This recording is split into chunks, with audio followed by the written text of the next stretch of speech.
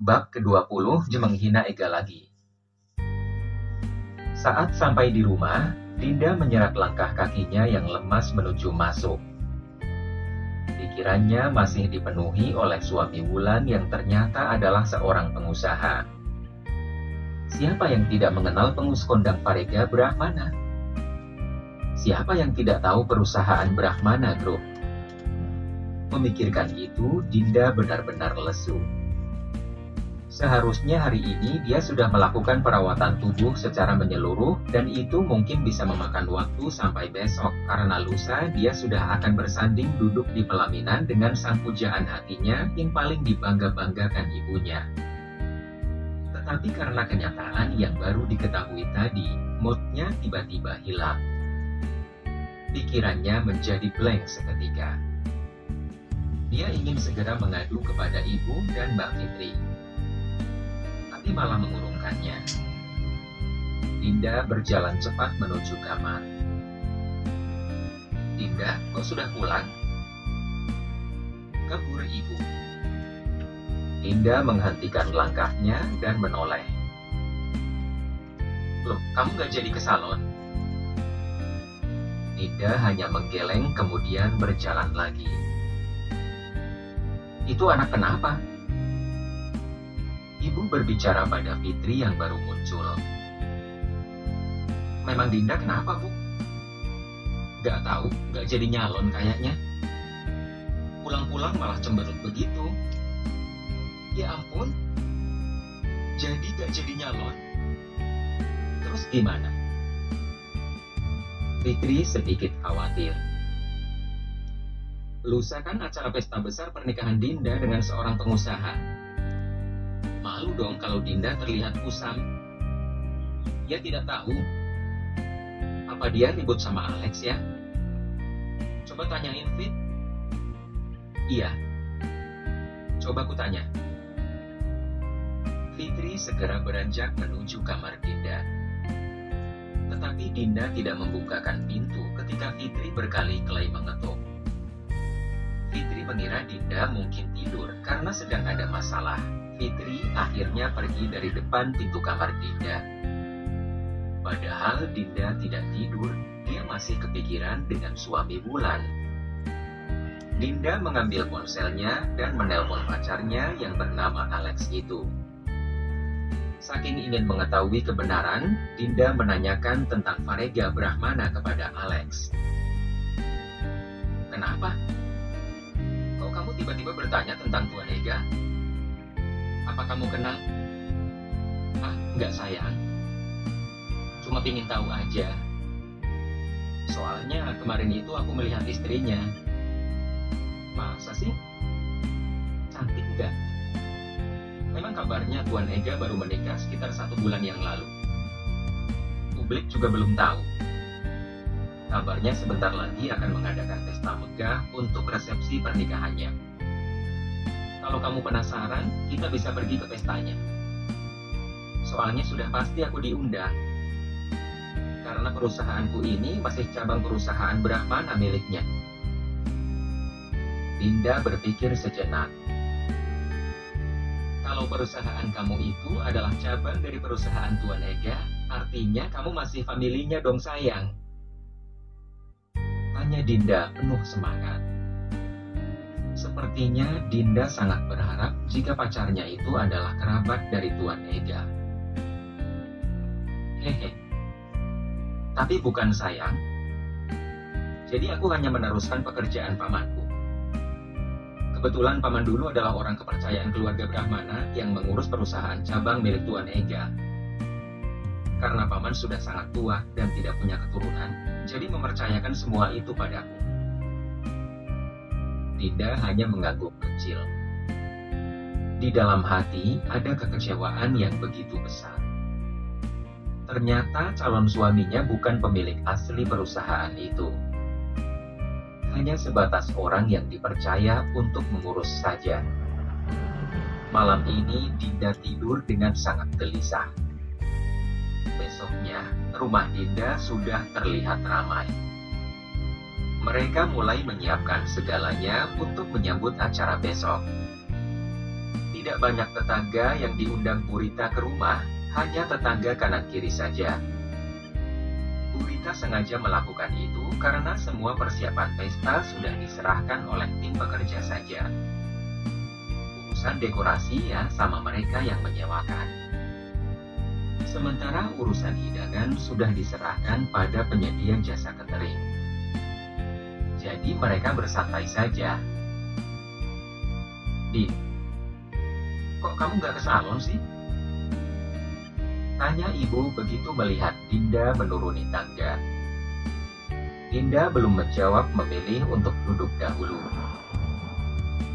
Pesan tukang rias aja, Bu. Dinda malas ke salon. Benar. Gak mau pedicure dulu? Tanya ibu untuk meyakinkan. Dalam pikiran ibu lumayan banget bisa mengurangi jatah duit. Biaya salon kan mahal, apalagi salon permintaan Dinda kemarin. Dinda hanya mengangguk. Tenang saja, nanti ibu persen tukang rias termahal di komplek ini. Dinda hanya mengangguk, kemudian menatap Fitri dan ibu secara bergantian. Cerita gak ya? Dinda menimbang-nimbang masalah Ega suami Dinda. Kalau cerita, Dinda khawatir ibu akan shock. Tapi kalau nggak cerita, yang ada mereka kembali mengolok-olok suami Wulan. Itu malah semakin gawat. Belum sempat membuka mulut, ibu sudah membahas Wulan. Si Wulan itu kebangetan, nggak menghubungi ibu, nggak juga datang ke sini. Sudah tahu di sini lagi pada sibuk. Sengaja tuh mereka gak mau repot Palingbo. Makanya pakai acara ngambek, minggat gak balik-balik. Sahut Fitri. Mungkin. Tapi ngomong-ngomong mereka tinggal di mana ya? Alah. Paling banter yang ngontrak di rumah susun. Sahut Fitri kembali. Dinda langsung menoleh. Mbak, jangan sembarangan bicara. Fitri sedikit terkejut. Kok tiba-tiba Dinda seperti membelah Wulan? Bukan sembarangan bicara. Memangnya mereka mau tinggal di mana? Kontrakan mewah, apartemen? Kerjaan suaminya aja gak jelas. Ejek Fitri. Itu benar-benar membuat wajah Dinda merah. Sebenarnya dia sedang menahan malu. Jika saja mereka sudah tahu suami Wulan, mana bisa mereka mengolok seperti ini lagi. Kita tidak tahu mbak pekerjaan suami Mbak Wulan yang sebenarnya. Buktinya dia bisa menyumbang uang 50 juta. Kalau pekerjaan dia nggak jelas, mana mungkin dia bisa mendapatkan uang sebanyak itu. Kita saja perlu ngutang ke sana kemari untuk mendapatkan uang sebanyak itu. Sahut Dinda. Kok kamu jadi belain Ega sih, Din? Wah, jangan-jangan kamu mulai kecantol nih sama kakak ipar dekilmu itu. Aduh, Din, sadar dong. Calon suami kamu itu pengusaha, jauh sama si Ega. Bagaikan bumi dan langit. Dinda langsung saja berdiri.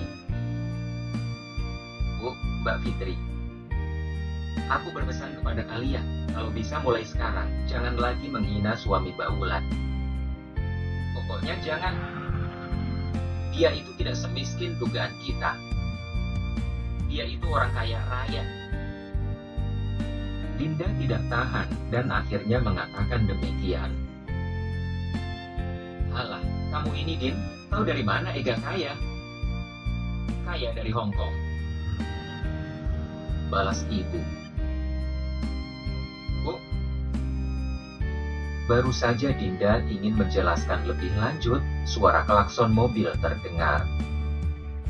Fitri berlari kecil untuk melihat ke depan, kemudian berseru kepada Dinda. Alex, Din. Ajak masuk, Din. Siapa tahu mau ngasih kamu uang buat ke salon. Bisik ibu. Dinda langsung cemberut. Sebelum melangkah, dia berkata kembali pada ibu dan Fitri. Ingat pesanku ya. Jangan menghina Mas dan Mbak Wulan lagi. Kalau bisa kalian baik naikin mereka dan menghormati mereka. Kemudian Dinda segera pergi menyambut calon suaminya. Ibu dan Fitri saling berpandangan. Dinda kenapa? Kok tiba-tiba jadi ngebelain Ega sama Wulan sih? Tanya ibu. Entah Bu, kesambet kali. Sahut Fitri ikut heran juga. Udah biarin aja lah, mungkin bawaan sawan mau jadi pengantin begitu.